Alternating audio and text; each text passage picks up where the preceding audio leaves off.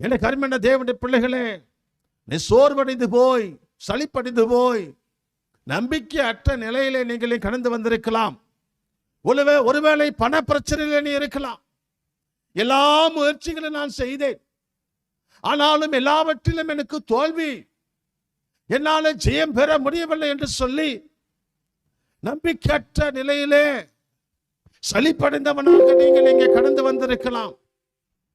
ஒருவேளை உன் சத்துருக்களை மேற்கொள்ள முடியாமல் இனி என்ன செய்வதென்று ஒரு தவிப்போடு கூட நீங்கள் இங்கே கடந்து வந்திருக்கலாம்.